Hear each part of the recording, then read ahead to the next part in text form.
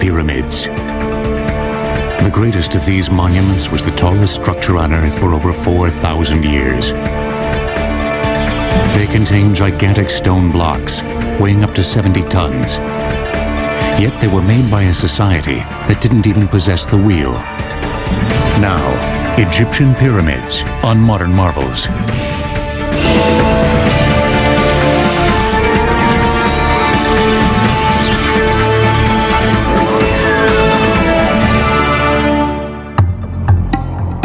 Inside the famous Great Pyramid of Khufu at Giza, a series of mysterious passageways lead through the mountain of stone. Passing through a magnificent grand gallery, the main passageway finally ends at a granite-lined vault, deep within the massive structure. Called the King's Chamber, many scholars believe that this is where the great Khufu was finally laid to rest. But was he? For centuries, these extraordinary edifices have inspired an enduring fascination in people around the world. Generations have wanted to see them, study them, and unlock their age-old secrets, such as why and exactly how they were built. And yet, despite the best efforts of researchers, the solutions to many questions surrounding the pyramids remain tantalizingly obscure. The lack of concrete evidence from ancient Egyptian sites has complicated the problem. Even the application of the most modern technology has failed to unravel all the mysteries. Recently, however, new theories have been proposed, which call some of the key generally accepted ideas about the pyramids into question, and that may indeed solve some of the riddles concerning these magnificent achievements. One of the first mysteries about the pyramids is their exact number. Nearly 100 have been discovered in Egypt. Surprisingly, however, at least 3 pyramids that are mentioned in inscriptions remain obscured by time and the relentless desert sands. It may seem surprising that pyramids have not been located yet, but over thousands of years, their superstructures may have been quarried away and all that's left is underground or may have been built over. Built during a span of almost 1,000 years, from approximately 2630 to 1640 BC, the pyramids stand as cultural and engineering marvels of staggering proportions. Not only are they incredibly magnificent structures, but of course they're also the few wonders of the ancient world to survive. The purpose of the pyramid is to serve as the king's tomb, but that's only the beginning because we have to understand why the king of Egypt needed to have a tomb quite like that. The pyramid is the architectural realization of the king's ascent to the sun. That was the king's after-death fate. The pyramid is the spot in which that great transformation takes place, in which the king is reborn. An ancient Arab proverb reads, "Man fears time, but time fears the pyramids." And yet the so-called golden age of pyramid building lasted for only 150 years, during the 4th dynasty of the Egyptian Old Kingdom. And the greatest of the pyramids, those on the Giza Plateau near Cairo, were constructed over a span of only 3 generations. Remarkable engineering achievements in their own right, the pyramids were also the centerpieces of often vast complexes of temples and smaller tombs, called necropolis. The word necropolis literally means city of the dead. So with the pyramid itself, we only have the monument over the king's tomb. Attached to the pyramid is a temple. Then there's a long causeway that leads to the valley where there's another temple. Offerings are presented to the statues of the king in this temple. There is enormous staff that's involved for the upkeep of the temple. The legendary Sphinx, also at Giza, is part of one of these necropolis. That built around the pyramid of King Khufu's son, Khafre. We may know the reason why the pyramids were built, but the origin of their specific shape is still uncertain. The earliest Egyptian burials involved placing the body in a shallow pit, then covering it with a large rock or mound of stones. These not only served to keep jackals from digging up the dead, but also were probably meant to represent the primordial mound from which the Egyptians believed all life sprang. The ancient Egyptians were oriented towards the Nile, which was the source of their life and their sustenance. And the Nile used to flood every year. After that was over, when the floods would recede, the land would become visible again. So that became a metaphor for creation. So the primeval mound was the first time the first land began to be seen, when the first waters, the primeval waters, had begun to recede. And it was upon this primeval mound that the sun rose for the first time. Then this mound actually is the pyramid. It represents the primeval mound, that the god created whole Egypt through this mound. The symbol of this primordial mound was the sacred benben, a pyramidal-shaped stone that most Egyptologists believe would later influence the form of the pyramids. And in the top of the pyramid, the capstone is the benben. Then the capstone, that they put it in the top of the pyramid, and they cased it with electrum, white gold and yellow gold. And that capstone is a symbol that the pyramid is finished. But some other scholars cite additional influences for the shape of the pyramids. One Egyptologist has a provocative new theory, based on a migration of desert people into the Nile Valley over 5,000 years ago, at exactly the time when pyramids began to be built. According to the theory, the newcomers brought knowledge of the desert landscape with them that might have affected the pyramid's form. A very important thing in the Western Desert is the fact that the only landforms that persist everywhere are conical or pyramidal landforms. Pointed hills is the main persisting landscape. These are three conical structures in the middle of the desert, some 300 miles west of the Nile. The ancient Egyptians would have seen these things and would have wanted to build their structures that would remain in the windy environment in that form. So these natural landforms can definitely become, in my mind, the precursors to the pyramids.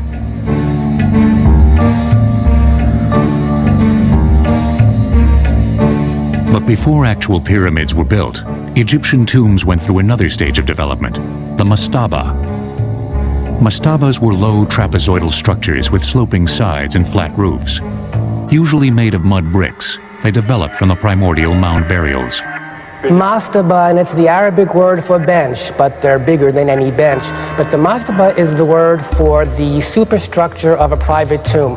The Egyptian tomb really consists of two parts. There's the below ground part, which is the actual burial chamber, and there is the above ground part, which could be cut into the cliff, or it could be a constructed monument like a mastaba. With mastabas, the Egyptians had taken the first step towards the classic pyramid. The next stage came around 2630 BC, during the Egyptian Third Dynasty, during the reign of King Djoser, when Djoser's high priest and architect, Imhotep, began building the famous step pyramid at Saqqara. In Dynasty 3, which is before Dynasty 4, there was a genius architect. His name is Imhotep. And he began to make a revolution in building, changing the building from mud brick to limestone. And he built what's called the step pyramid, a mastaba above the one, until he reached 6 mastabas. And that was a revolution. Soaring to almost 200 feet in height, with a base measuring 397 by 358 feet, the step pyramid is thought by many scholars to be the first large building in human history made completely of stone, and the first pyramid of any kind built in Egypt. Imhotep remains one of the few overseers of a pyramid whose name is still known. Exactly how he designed and planned the structure is not. We have from later times papyrus where they planned a temple, and they knew in advance how many people they would need, how many food they would have to bring to the place, and how many stones would be needed. And so there must have been similar papers for all these pyramids, but unfortunately we don't have them. However, we do know how the workmen actually accomplished the construction.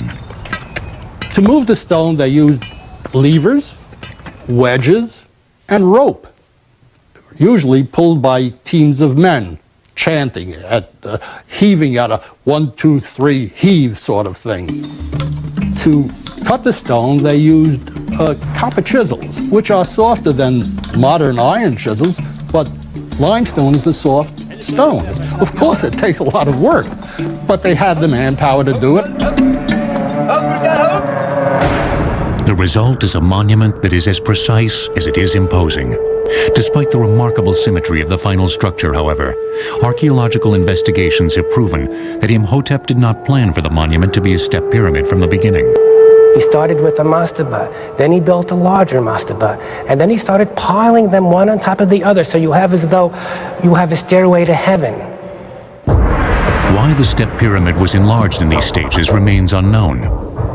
As magnificent an edifice as the step pyramid was, few later pharaohs copied it. Instead, they soon moved on to a new form, one that provided new challenges to their builders, and that would change the shape of the pyramids forever. The designer of the step pyramid, Imhotep, was so revered that in later centuries he was worshipped as a god. Egyptian pyramids will return on Modern Marvels.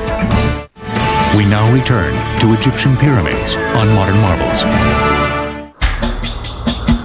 Just over a half-century after King Djoser built the step pyramid in 2630 BC, King Snefru came to the throne of Egypt. He would become the greatest pyramid builder in Egyptian history. Unsatisfied with his early efforts, Snefru erected no less than 3 huge pyramids during a reign that may have lasted up to 50 years. The first was the so-called collapsed pyramid at Meidum, begun around 2575 BC. During its building, Snefru decided to change the form of the collapsed pyramid several times. Why he did so remains unknown. How he did it is understood much more completely. It was built as a step pyramid originally, which was then increased in size. Then King Snefru, the inventor of the true pyramid, decided to change it into 4 smooth sides that met at a point high in the sky.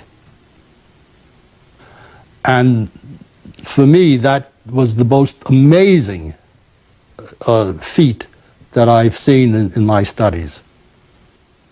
Because if you deviate the angle of one side, even a little bit on the bottom, it will be exaggerated as you rise to the top. And they never meet. You never get to the pyramidion, to the apex.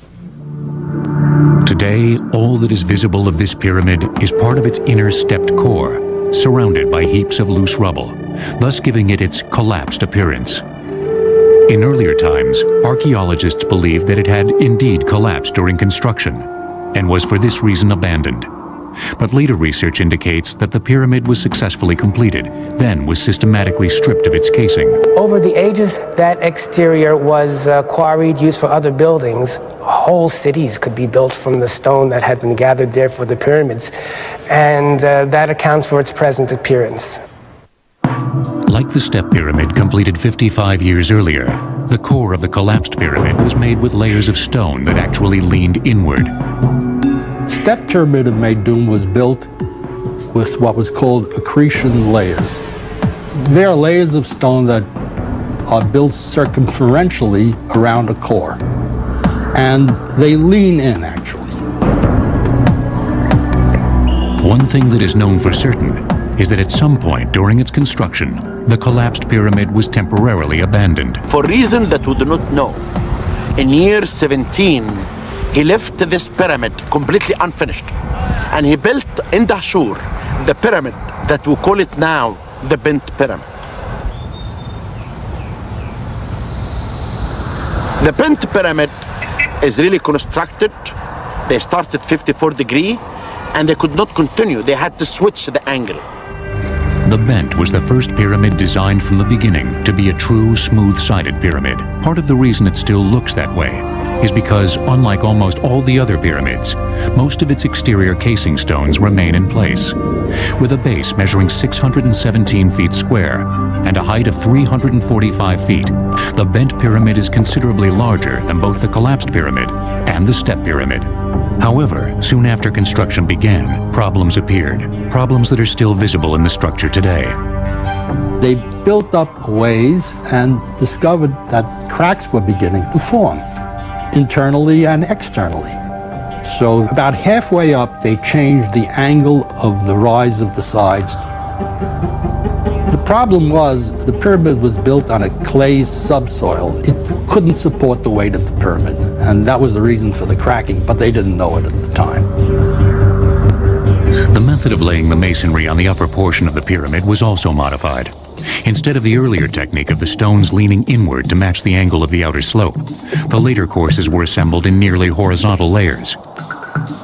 This was not only easier to accomplish for the workers and masons who built the pyramid, but also made the structure far more stable.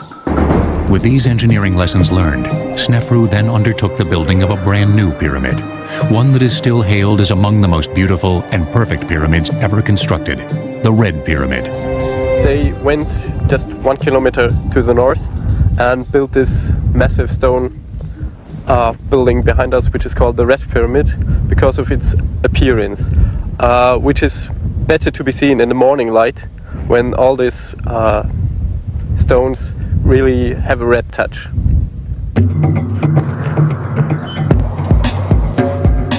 With a base 772 feet square and a height of 345 feet, the Red Pyramid is more massive but no taller than the Bent Pyramid. With an angle of approximately 43 degrees, the slope of the Red Pyramid is also much shallower than the lower portion of its bent cousin. The angle was an attempt to copy the upper angle of the Bent Pyramid because they felt that that was the safest angle to build a pyramid with. But structurally, the Red Pyramid's most important feature was the way in which its stones were assembled. The Red Pyramid was an advance over the earlier pyramids because the entire pyramid was built with courses of horizontal stone, much more stable structure. All the forces are directly down instead of angled outwardly. The Red Pyramid of Snefru is the first pyramid that is actually a perfect pyramid, that has achieved the pure abstract pyramidal form. No one knows exactly why Snefru built this edifice, but archaeologists have speculated that he wanted his final resting place to be an ideal expression of the pyramid, and the Red Pyramid is certainly that. With the construction of the Red Pyramid, all the major engineering and structural elements of the classic pyramid were put in place. The stage was set for Snefru's son, Khufu, to build the greatest pyramid of them all.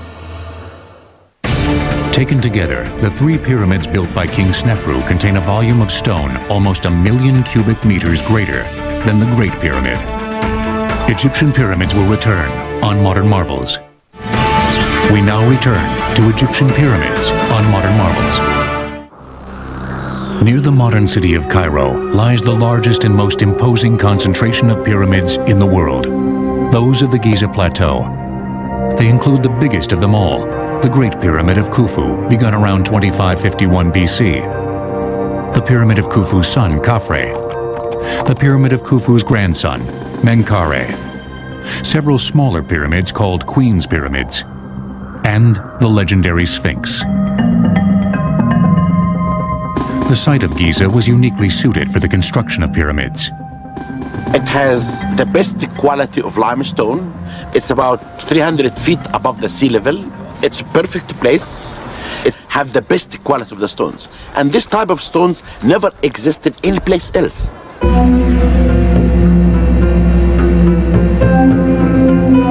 Giza was also less than a mile from the banks of the Nile, making the movement of manpower and supplies to the site far easier. The Nile was the great artery of ancient Egypt. There were no roads per se, so the river was instrumental. Stone was shipped over the river in barges, not only limestone from one side of the river to the other side of the river, but granite, which came from hundreds of miles away to the south. Before construction of the Great Pyramid could begin, its builders had to find a way to make the site completely flat. Many Egyptologists believe that water was used. First, a shallow channel was dug around the site, then it was filled with water.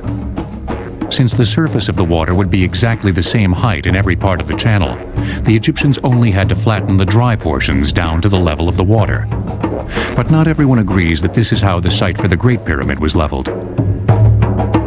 Martin Eisler is a sculptor who has studied Egyptian construction techniques for over 30 years. He has several provocative theories about the building of the pyramids, which are supported by decades of painstaking research and observation. I do not think that the Great Pyramid was leveled by means of water in any form. I think they did it with no more complicated a device than this instrument called a square level. It's actually an A-frame, as you can see, with 2 legs and a plumb bob hanging from its apex. There's a mark in the center that tells when the object is level. You level a small area with this and erect 2 posts, perhaps 7 feet apart. You mount a board on the post. You could take another post of equal height to the first 2 and place it at a distance. Using the board as a sighting rod, you could then cut drafts in the bedrock until the pole is at a level with the first 2 poles in the small area that you've cut. Let's call it the leveling area. This process could then be repeated until the entire base of the pyramid was leveled. Yet while experts may disagree on the methods used to level the Great Pyramid, they all agree that the results were remarkable. They did an astonishing job on leveling the Great Pyramid. It deviates by less than an inch from the northern corner to the southern corner, which is a fantastic accomplishment. The next stage was laying out the base. This was important because the orientation of the pyramid was crucial for religious reasons. You often read about how closely the pyramids are aligned to the cardinal points, north, south, east, and west.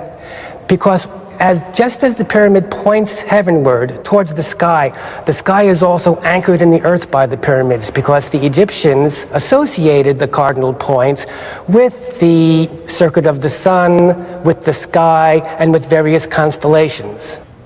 The generally accepted theory is that the pyramids were oriented using stellar observations.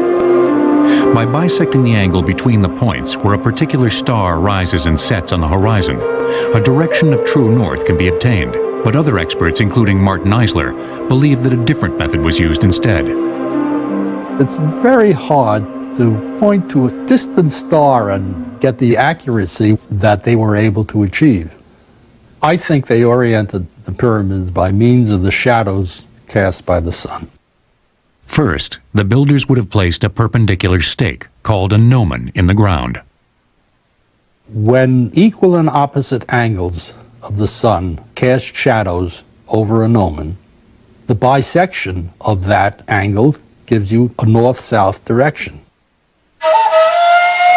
Whatever the method, the Great Pyramid was aligned almost perfectly, its sides having a variance of less than 1/15 of 1 degree from the cardinal points. Other measurements were equally precise, each side measuring 756 feet, with a discrepancy of only 4 inches per side. In order to actually construct this gigantic edifice, the Egyptians faced an equally gigantic problem in human resources management. Contrary to the popular image, labor was not performed by hundreds of thousands of slaves, but by peasant conscripts as part of a corvée, that is, as labor owed the state by the peasants, probably as part of their taxes.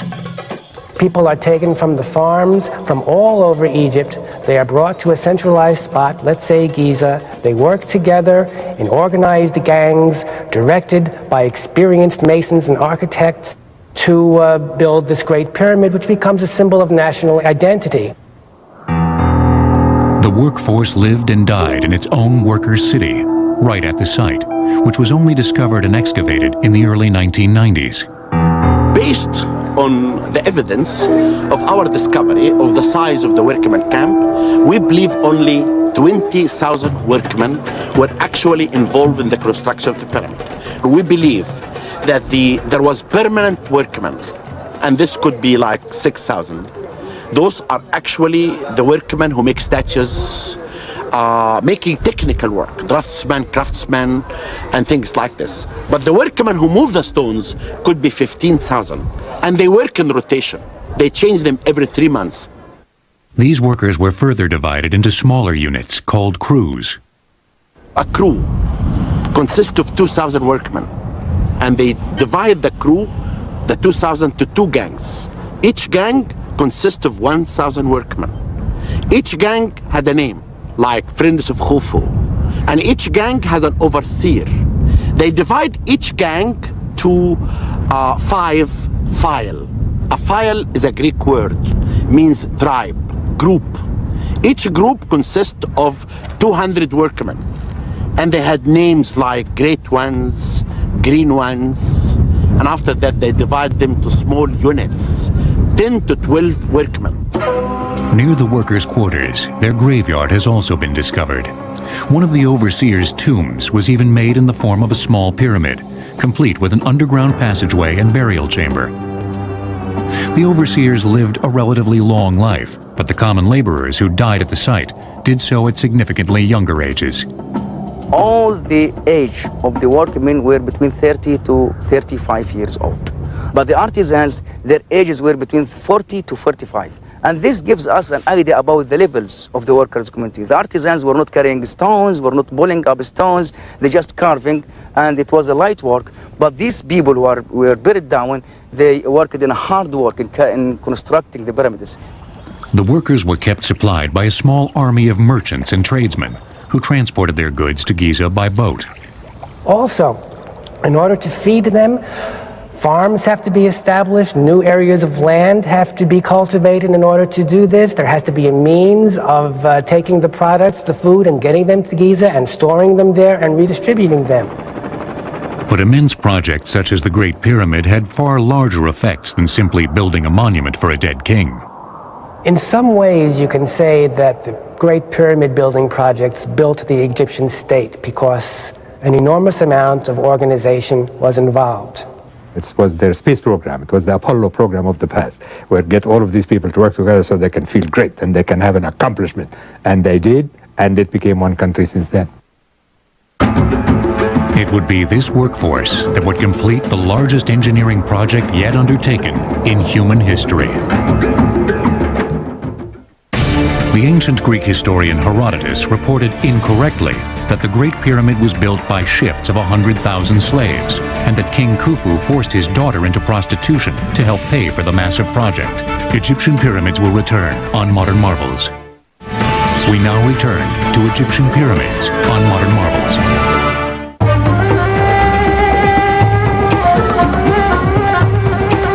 The workers who quarried the majority of the building stones for the pyramids at Giza labored at a site that has only recently been cleared of debris. Actually, all the stones for building the Great Pyramid came from a location of a quarry next door to the Great Pyramid, about 600 feet from the base of the pyramid. And we discovered this location. There's a grid pattern in the ground from which blocks were removed. There were trenches built in grids. They dig down the trenches, which were about 2 feet wide, and then they split a layer of stone off.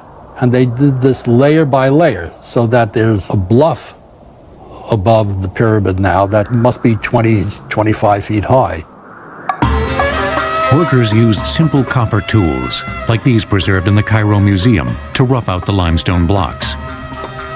Afterwards, using tools much like these, masons smoothed the sides and edges of the blocks. Then, employing wooden sleds and ropes such as this, the blocks were dragged to the pyramid.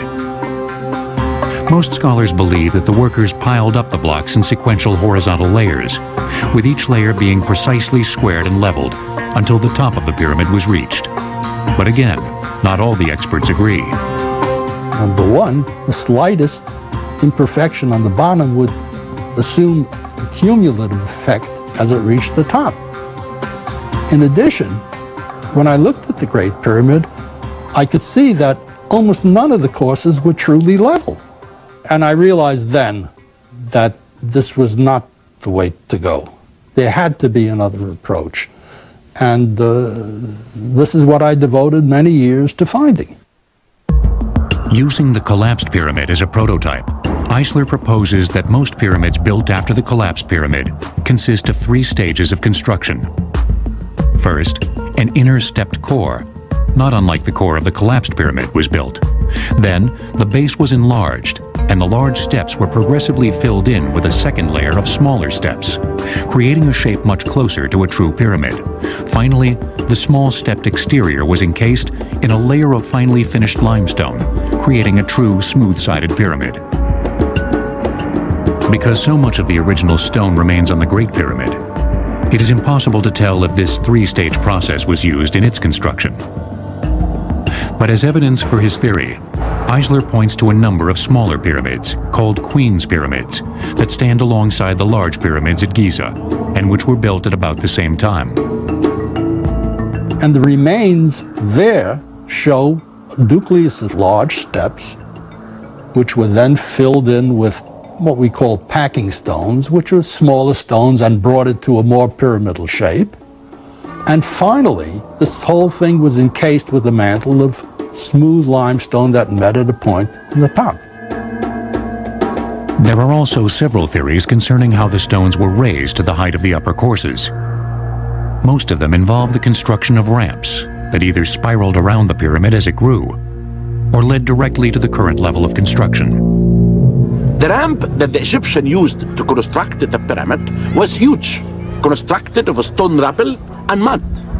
Then when the Egyptians will dismantle this ramp, they had to leave evidence under the ground of that ramp. I did excavate on the south side, and the surprise was discovering a small section of the ramp. But some experts, including Martin Eisler, believe that if a large ramp was employed, its remains would be far more evident.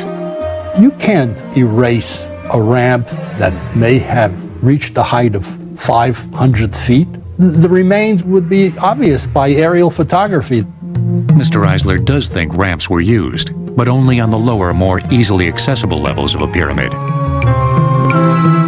For the higher stages, he believes another method was employed. I believe they got the stones up the pyramid by putting a slideway of planks along the side and pulling the stone by a crew of men who are located up the pyramid and snubbing the rope around a log which is further up the pyramid. The whole process can be aided considerably by using levers as the stone is elevated, so that with the aid of levers and with the aid of crews of men standing uphill, I believe they could pull these stones into position. Indeed, at many pyramids, notches in the building stones which may have been used for the placement of levers are still visible. Though controversial, the idea of pulling and levering the stones into place does address the shortcomings of the various ramp theories, but as of yet, no one knows for certain exactly how the ancient Egyptians, a society that didn't even possess the wheel, accomplished this remarkable feat of engineering.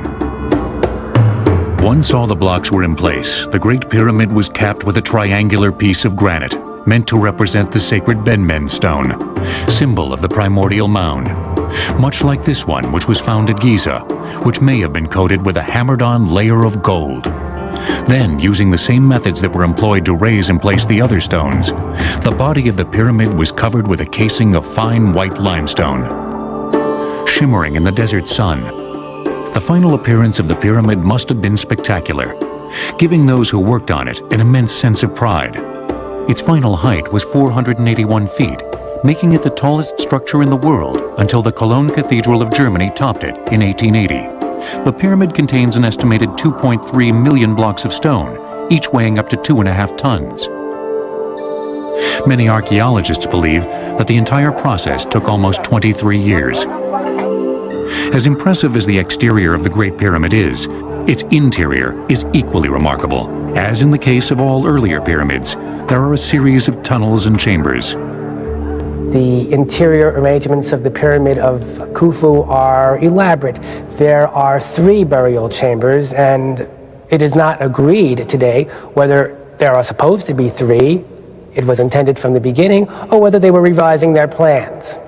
Because of these multiple chambers, and the fact that the pyramid was looted of its contents long ago, no one knows for certain exactly where Khufu was buried. But what is believed to be the true burial chamber of the king is reached by a long passageway, which then turns into an immense ascending gallery, the so-called Grand Gallery, a corbelled passageway nearly 150 feet long and 26 feet high. Corbelled means that the headers or short ends of the blocks get successively closer and closer and closer, so you're looking at a sort of inverse stairway, which finally comes together way up in the distance on high. Finally, the Grand Gallery leads to the heart of the Great Pyramid. Because this chamber is the only one of the three within the pyramid that contains a sarcophagus, most scholars believe that this is where King Khufu was actually buried. It is lined entirely with granite. That's a wonderful thing. Granite being a stone that was charged with solar associations because it's red for one reason. 30 feet by 15 feet and nearly 18 feet high, the roof of the king's chamber consists of several massive granite slabs, each weighing more than 70 tons. Above this, there are also a series of false roofs that were designed to reduce the enormous weight pressing down on the chamber from above. They have worked brilliantly for over 40 centuries. Khufu had willed the construction of the greatest engineering marvel of the ancient world. However, the completion of the Great Pyramid didn't end the building on the Giza Plateau. Indeed, it was only the beginning. The only known figure of the ruler who built the greatest pyramid on Earth is a tiny statuette of King Khufu, no more than 3 inches high. Egyptian pyramids will return on Modern Marvels. We now return to Egyptian pyramids on Modern Marvels. The second large pyramid on the Giza Plateau was built by Khufu's son, King Khafre. Begun around 2520 BC, it was constructed using the same basic methods as those employed on the Great Pyramid. Its base is 705 feet on each side, and it rises to a height of 471 feet, only 10 feet shorter than the Great Pyramid. But because it is built on ground that is 33 feet higher than the Great Pyramid, it appears to be even taller. Due to its smaller base, it also rises at a sharper angle than the Great Pyramid, over 53 degrees to the Great Pyramid's 51 degrees. And another reason it looks different is that at the very top of it, we have the original fine casing stones that have been left there.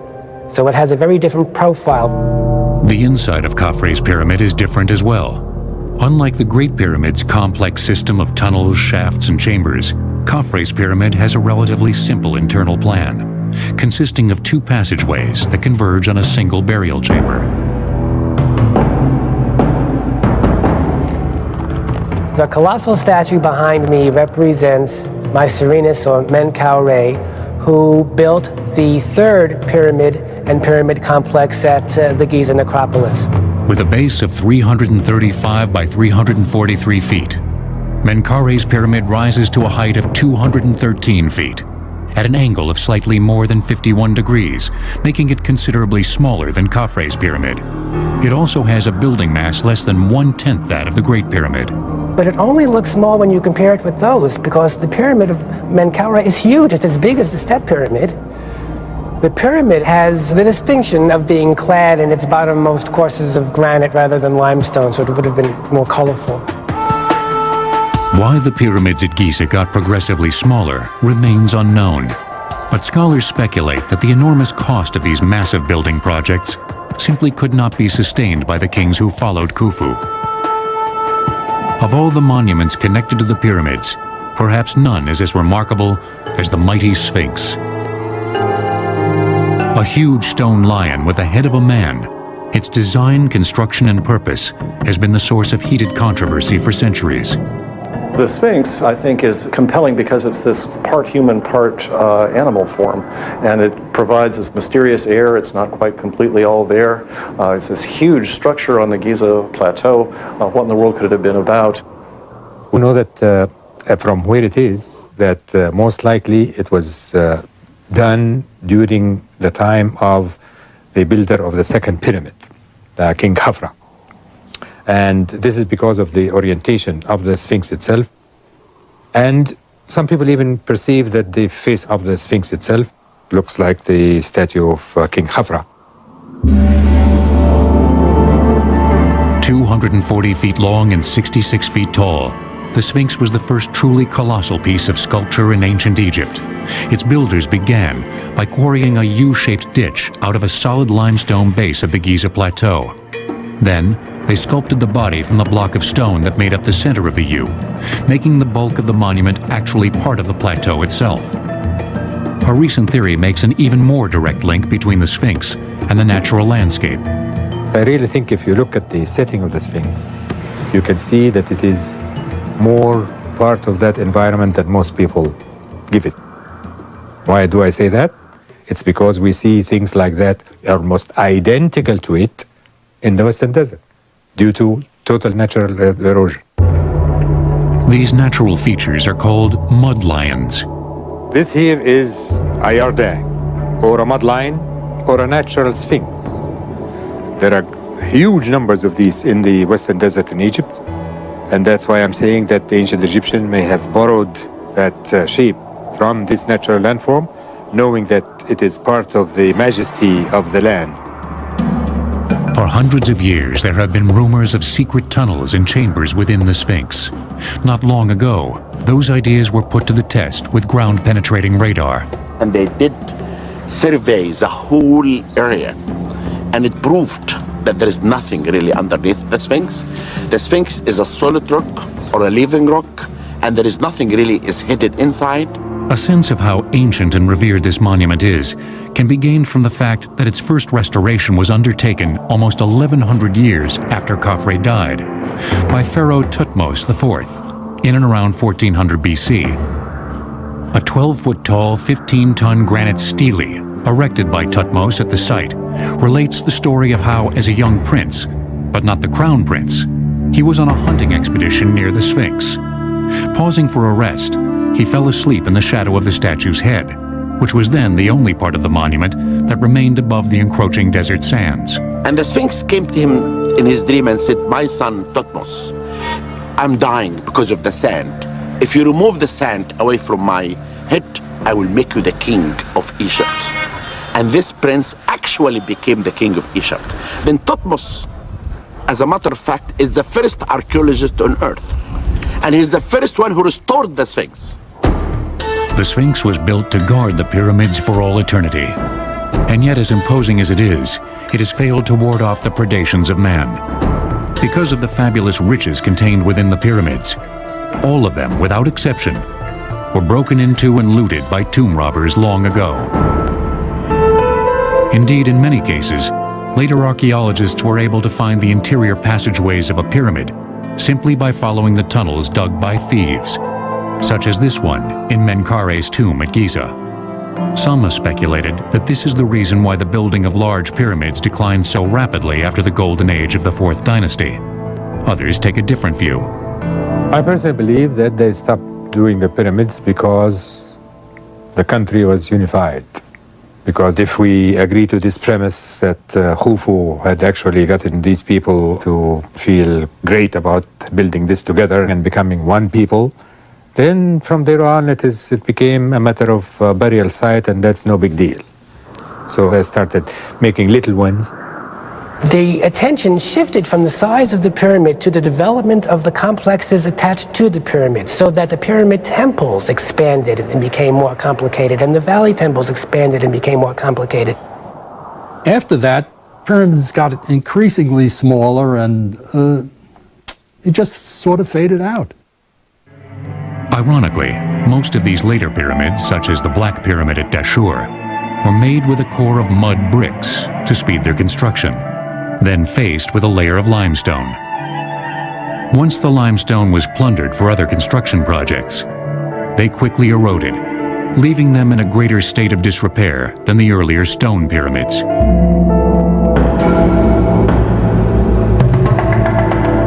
As long as the pyramids have stood, and as much as they have been studied, new research promises to unravel even more of their ancient riddles. New techniques of analysis and investigation are developed and can be applied, and we find out new things all the time because of that. So that the pyramid field is never exhausted. Yet, even as new theories are examined and old ones discarded, the pyramids will continue to maintain their compelling allure. I remember when I first saw the pyramids, it was in fact as a graduate student. I was flying in to do research, and our plane passed over them, and I saw them from the air, and I got to admit, I got teary-eyed. And I'm sure that we'll know more, because I always say to people that you never know what the sand of Egypt might hide of secrets. Some secrets of the pyramids may remain locked within their stony embrace until even they succumb to the passage of time. But even as new knowledge sheds light on their ancient mysteries, the Egyptian pyramids will remain as eternal monuments, not only to a bygone era, but to the boundless ambition and ingenuity